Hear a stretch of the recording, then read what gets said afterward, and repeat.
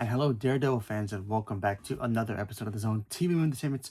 With me, your host Jonathan, once again bringing you my thoughts and review for tonight's episode of Daredevil Season 2, Episode 6. Now, it's a little late, obviously. I just finished watching it because, I wasn't home. So, anyway, finally watched it, and wow, what an episode this was. First of all, got some cool moments in here. We got to see, certain characters come back into the show. Certain characters get, revealed into the MCU. So, very cool. So, buckle up. Spoiler alert incoming. So, if you have not caught up to Daredevil, last episode, Vanessa was on the brink of death. She literally was in a coma, but she was kind of active. We thought she may have survived, but she had brain trauma from what happened with her with Bullseye, and we thought, okay, maybe she'll have some brain trauma, maybe she'll have some memory loss, but she was living her past, living all that. But then at the end of the episode of last week, she dies. So Vanessa dies, and then now we see Fisk at a point where it's either going to go completely horrible for him, or it's either going to be completely horrible for the entire city under his iron fist. So no pun intended for the iron fist. But we kind of saw okay, Fisk he's grieving, he's angry. He was so angry at the point that he actually killed the doctor. He starts hugging the doctor because the doctor starts spewing, God's message and all that good stuff. So he just hugs him and just, hugs the life out of him. So that was a cool scene. At first, I thought that was one of those, like, I'm thinking about killing you scenes, like how we always get in movies, but it ends up being just in the mind. Nope, kills the doctor right away. So I thought that was kind of cool to see that. We also get to see the return of Jessica Jones in here, played by Kristen Ritter.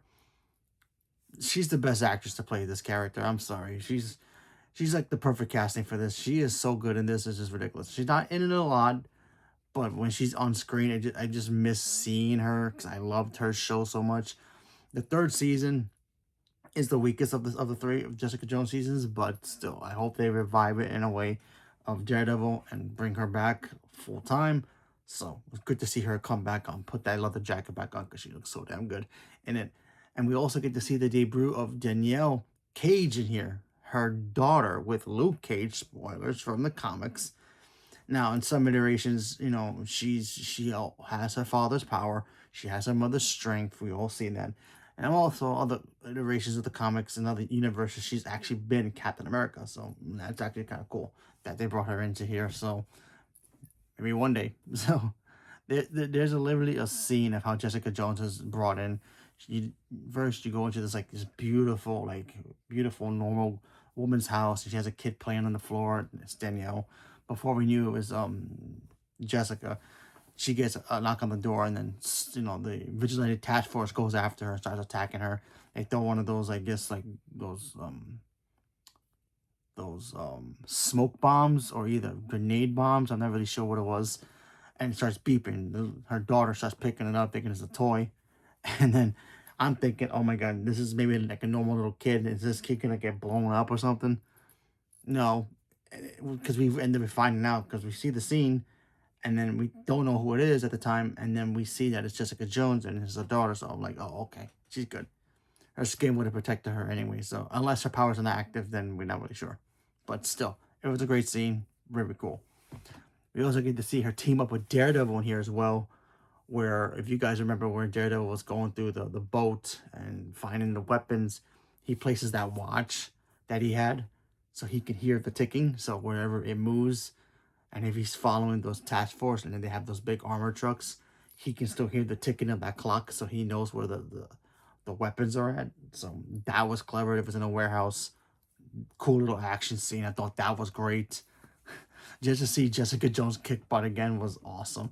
There's even a cool shot where she's kicking, I guess, a missile or a bomb. Because Matthew Lillard comes back and he's looking for those weapons. And then, of course, Fisk moved them. So, now we get to see, I guess, kind of see the true colors of Matthew Lillard's character. A lot of people before, when he first showed up, think that he's working for the broker, which is um, Agent Carter's, Sharon Carter's, Sharon Carter, Peggy Carter's niece, and a mysterious caller that she's working with. So who knows? So it could be that, but who knows if I'll ever go back to that. But either way, I thought that was a pretty cool moment. We get to see Fisk and Daredevil at the end of this episode duke it out at the point where it was like, is this the last episode of the series? Or because it really felt like he lost everything. Not only did he lose Vanessa, but the whole town the whole city was going against him. Karen and White Tiger's niece, or the new White Tiger, they played the video footage of them recording the people who were captured by him in the cages. So yeah, they played it on a projector in front of the mayor's office. So I thought that was a cool shot.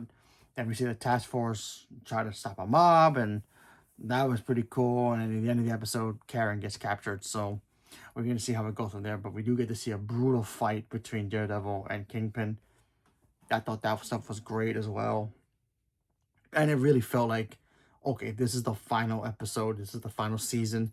Fisk is done. He's no longer going to be the mayor. He's going to be locked up. We also get to see BB, the news reporter. She and her so-called boyfriend, who's the intern for Fisk. They went to his mom's house, and he finds out that she's been using him to get information about Fisk and the inside, because she's wearing the whole Fisk fake mask and doing the broadcast about it online. So we got to see that. That was interesting to see. But yeah, this episode was literally great because, like I said, at first we're like, okay, Vanessa's dead. Fisk is gonna go on a rampage, and he's gonna start wrecking shop, doing his thing, bringing down the house, having this fire force with him, and just go ham on all these heroes and everybody else on the city.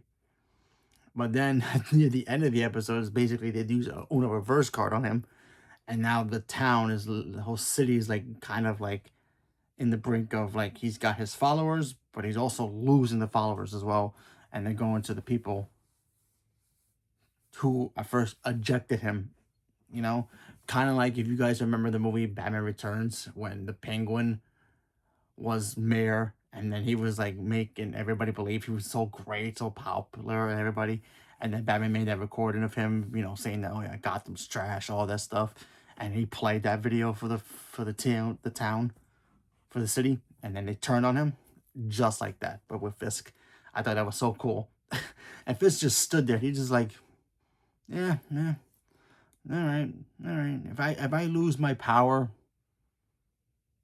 I'm still gonna burn all you guys down. So yeah, either way, I feel like he wasn't really phased about what happened. I feel like he played it calmly, in a way where he knows in his head he's going after everybody.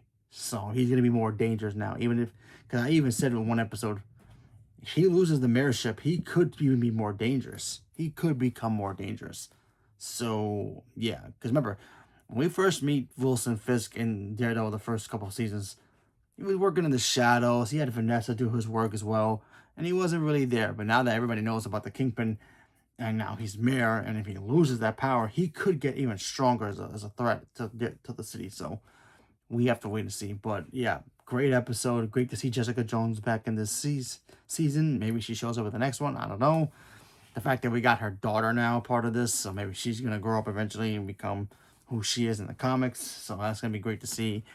Obviously, we're not going to see Luke Cage and Iron Fist until at least maybe the ending of this to set up the next season. But we have to wait and see. But and the fight scene between Fisk and Daredevil was fantastic. We also get to see Karen as well in the beginning trying to kill Bullseye. She wants to kill him because of what happened with Foggy.